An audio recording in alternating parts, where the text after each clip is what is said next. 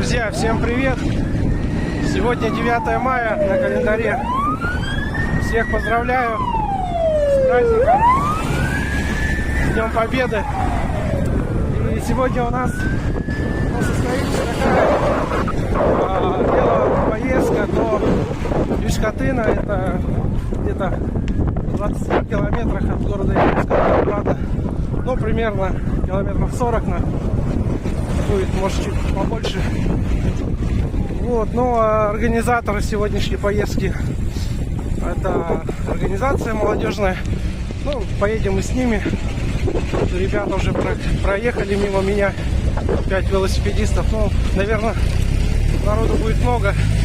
Посмотрим, скоро мы будем на месте старта. Вот, я, как обычно, взял с собой GPS-компьютер Wagen. Вот он показывает время, скорость. Все потом будет выкладываться в Страве. Ну, я по привычке уже туда все выкладываю. Уже у меня там более 60 тысяч километров пробега.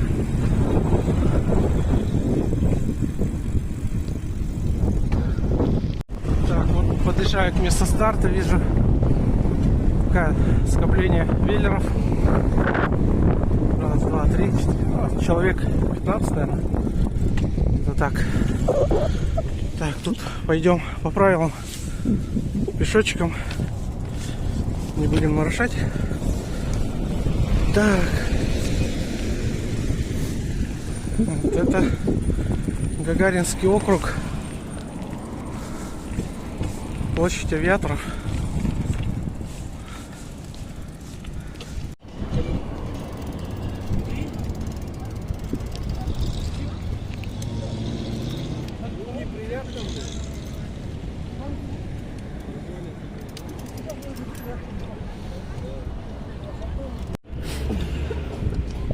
Фидул, как настроение? Идет построение участников.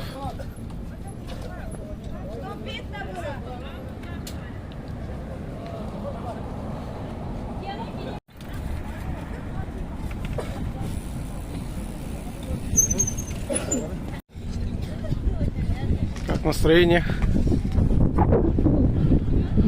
Холодно.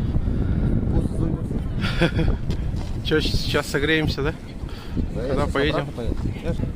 Выступает первый заместитель министра образования с приветственным словом.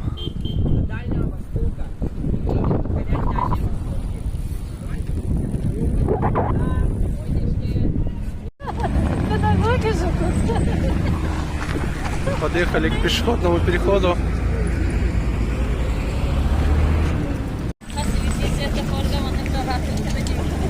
Идем по правилам.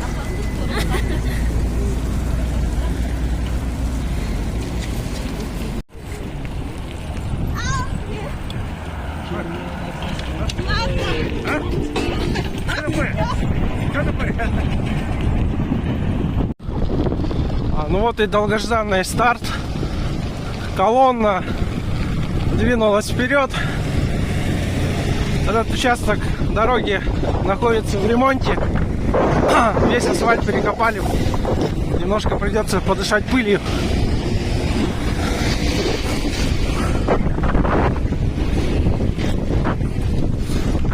Довольно уже интенсивное движение с утра. Машин уже много. Время 10 часов 19 минут.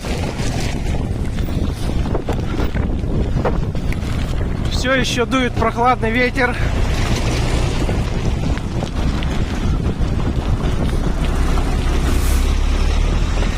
Следующая остановка будет магазин Каспер. Это в Мархе. Там по традиции, по обычаям закупим провиант. Ну, то есть там еды, кто-то воды, кто-то сок, там, ну, кто что по желанию, как говорится. Я лично поехал без еды. С утра нормально поел. Салатика, жаркое. Поэтому я сытый вполне себе.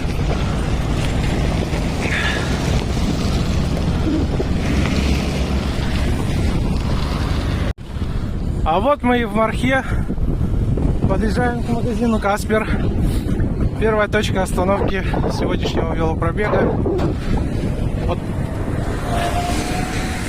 стоят ребята. Те, кто первый доехал до первой КП, контрольный пункт, можно сказать. А это Нюрбина. Как дела у тебя? Хорошо.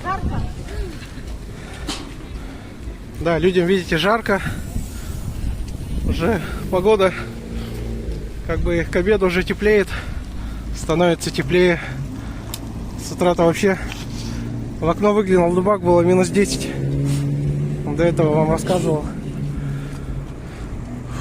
Ну что, сейчас закупят продукты ребята, воды, еды. И поедем дальше. Все еще стоим, отдыхаем. Ну, минут 5 еще буквально. И ребята закупятся и поедем.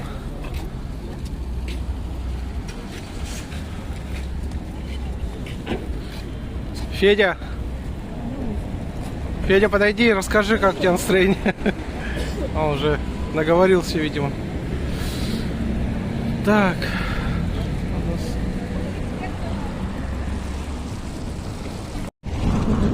Так, время 10 часов 37 минут. Проехали 6 километров. Да, и уже распогодилось немного. Руки уже не так сильно мерзнут, как это было час назад. Вот, едем мы в Мархе еще. Но я специально выбрал обочину, еду по обочине, чтобы на дорогу не выезжать, так как колонна. Дорога узкая здесь, мало ли что, поэтому здесь много, я так понял, ребят, которые не так много катают, у которых мало опыта, поэтому все-таки лучше двигаться по обочине пока что. А там, где уже нормальная дорога широкая начнется, можно уже и ехать с края дороги.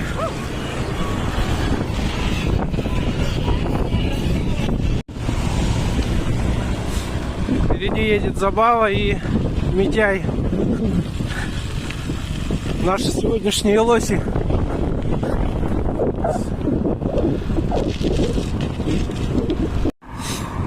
Да, средняя где-то 16-15 километров в час. Но я сейчас возглавил колонну, еду впереди, чтобы как бы не так быстро это все происходило. Но, конечно,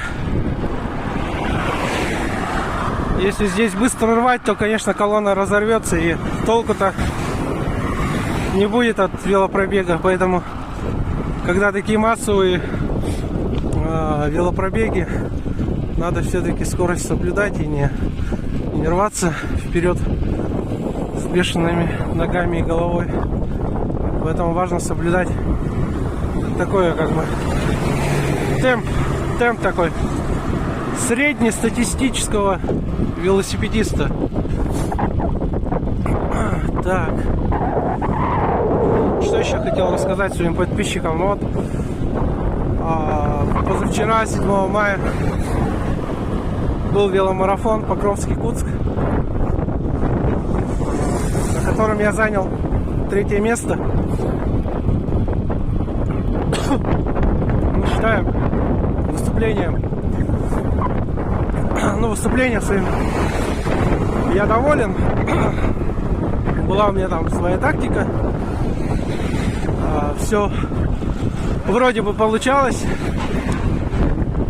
но в конце немного мне не хватило сил. А так все было нормально.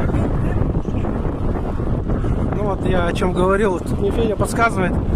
Нарушители темпа едут. Да.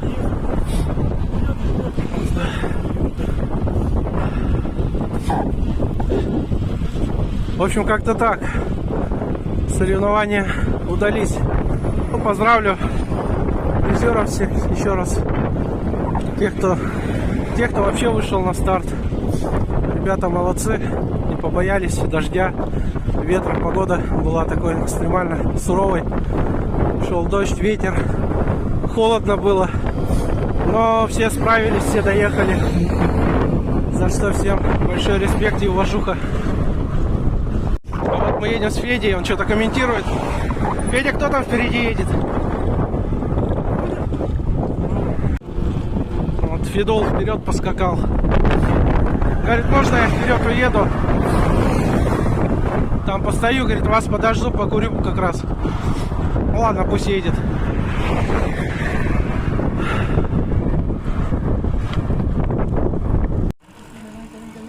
Снова отдых, теперь на Ждайской развилке.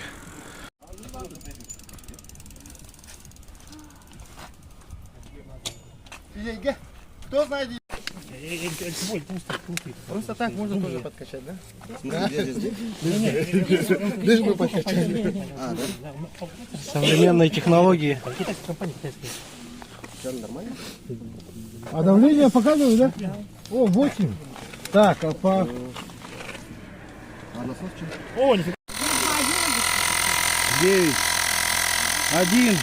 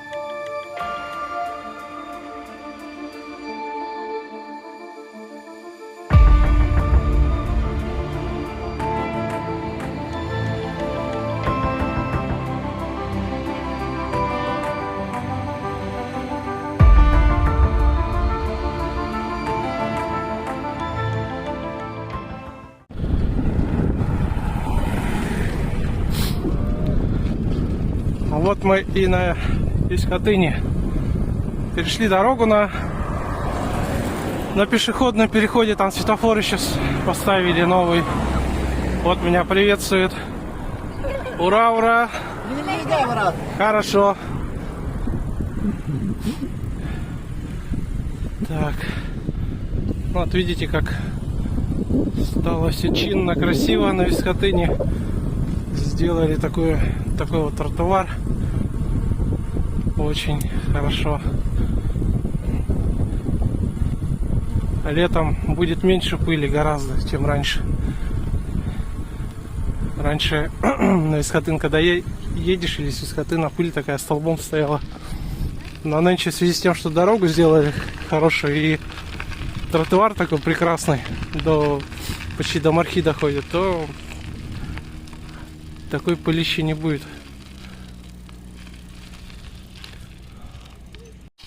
Так, вот народ подтягивается к повороту. Привет, Максим, он там стоял на дороге. Он сказал, здесь не расходиться. Здесь ждем его и потом все вместе едем.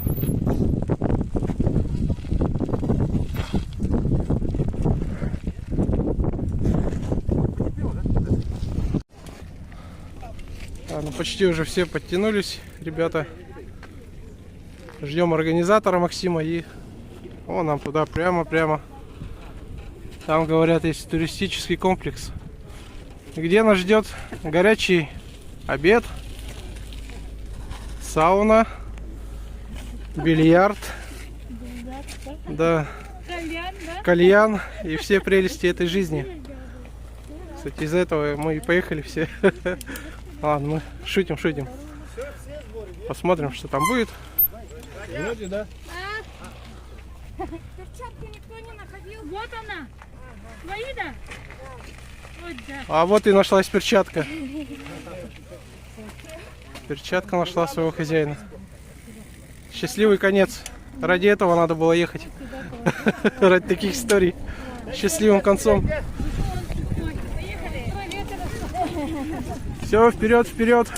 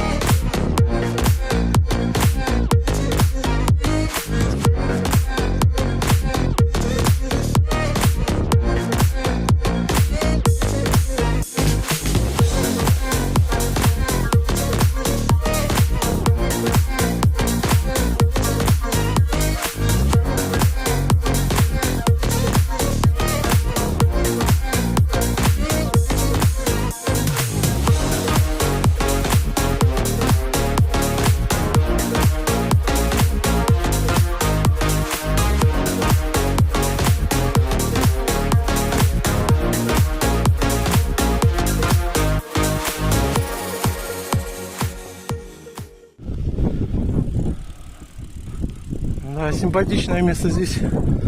Как раз озеро. Тут построечки такие. Домики стоят.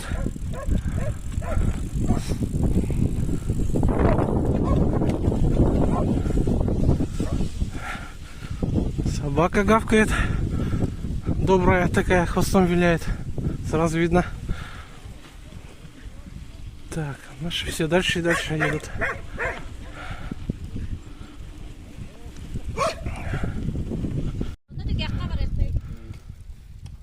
Вот тут такое дерево красивое.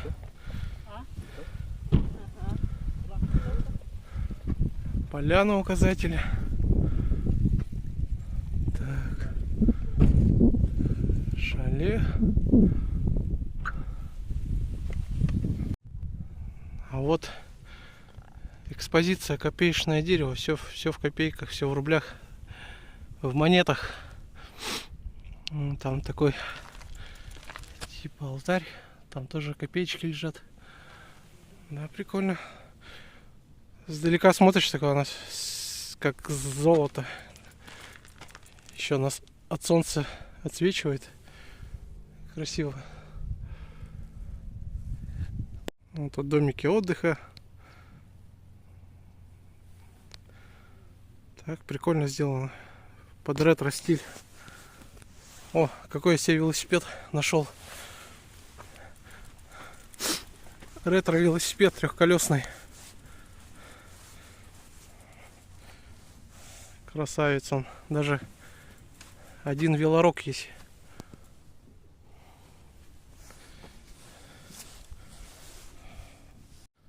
Да, и здесь тоже композиция такая. Дерево с чайниками, с вазами наверху. Вот светильник даже есть. И такая типа барная стойка вокруг стола. Тоже красивая композиция на самом деле. Вот здесь видите озеро заливное. Летом здесь вообще, наверное, и порыбачить, и покупаться можно. Красота.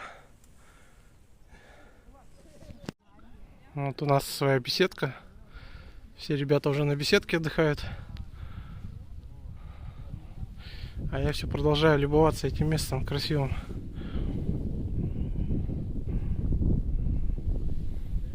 Красота. Главное, комаров нет.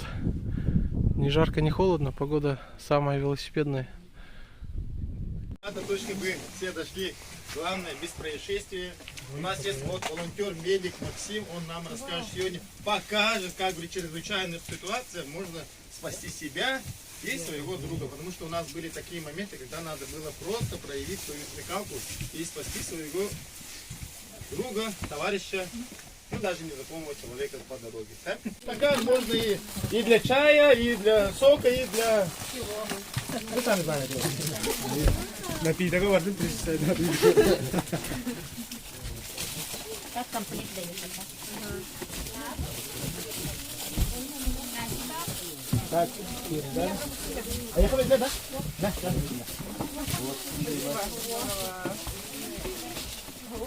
Вот мараги. Захват, Я являюсь волонтером-медиком. Выступает Максим Валаполамов. Около 1,5-2 года. 1 год я был координатором одного из направлений. И сегодня я вам расскажу о первой помощи. Каждый человек должен это знать, потому что от этой информации человек может спасти чью-то жизнь. Дальше была такая история, что один студент-медик, он пошел участвовать в World Skills. Он там занял первое место по всей России. И по прилету он смог спасти жизнь одному из людей. Что мы делаем в первую очередь? Кто думает? Осмотр. Поднимаем пульс. Прям сразу пришли и начинаем делать пульс. А вдруг он спит? Дыхание. Баварь, кажется, пьяный. Да. На солнышке. Где-то близко. А плюху дать? Самое главное, мы должны убедиться, то, что мы находимся в безопасности или нет. Потому что человек может потерять сознание, а вокруг, например, может быть опасная зона. И мы можем подвергнуть себя к опасности. Вдруг там рядом находится, например, предположим, собака. И когда мы подойдем, эта собака может на нас напасть. Надо сначала убедиться в своей безопасности. После этого мы приходим к человеку и начинаем говорить: с вами все в порядке.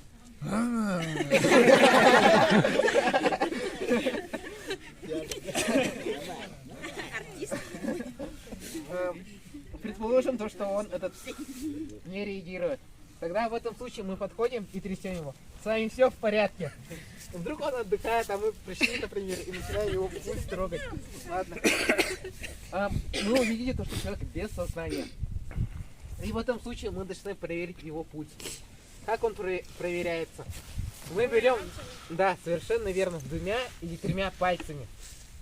Большим пальцем не проверяем, потому что мы почувствуем свой пульс. Какие пальцы? Большим. 2 или 3. И прямо вот здесь прям надавливаем и начинаем чувствовать пульс. Именно вот здесь. Ну, если хотите еще вот так, вот отсюда ровно вот так. Кстати, вот здесь тоже можно, но лучше всего вот здесь, потому что тут этот крупный сосуд проходит. Прямо вот здесь. Обычно в руку не делают, потому что тут будет менее эффективно. Лучше сразу возле шеи проверять. Получается, пульса. Что мы должны делать? Сразу Нет, скорую сразу надо. совершенно верно. Вызвать скорую. В идеале сказать, например: Айцен, вызовите скорую. И в этот момент, пока он звонит, мы начинаем делать сердечно-легочную реанимацию. Для чего это делается? У нас есть такой очень важный орган — мозг. И мозг, головной мозг, он прям... у него требуется большое количество кислорода, чтобы он функционировал. Если в течение 5-8 минут он не будет получать кислород, то начнутся уже некроз, то есть омертвление тканей. И когда нервная ткань погибает, она погибает безвозвратно. И таким образом человек, грубо говоря, может стать, медицинским термином, вегетативным. Простым языком может стать овощем, грубо говоря. Итак, что наша цель? Это сделать так, чтобы кровь, она циркулировала. Итак, если скорой нет, мы берем наш телефон и звоним либо 103, либо 112, лучше сразу 103. 112 это единая служба, а 103 мы сразу вызовем скорую помощь. В первую очередь говорим адрес, потому что они могут пока выехать к этому адресу и всю информацию мы по пути можем. Ага. Итак, ага. Так, как же сделать непрямой массаж сердца? У нас у каждого человека есть мечевидный отросток. Это тут что-то торчащее и твердое, ну грубо говоря. Сплетение, да, солнечное сплетение, совершенно верно. У меня не торчит, Джон. Всех подождать. Ну вот уже время 13:13. Заканчиваем. Заканчиваем наши сборы здесь в туркомплексе ИЛГ. И будем выезжать на трассу.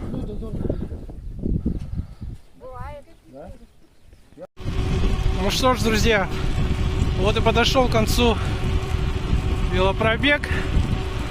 Все было отлично. Спасибо всем участникам и организаторам. В общей сложности где-то проедем 30 километров, но тут до города осталось совсем немного, поэтому я свой репортаж буду заканчивать на этом. Еще раз всем спасибо. Ставьте свои лайки, оставляйте комментарии. И до скорых встреч. Всем пока-пока.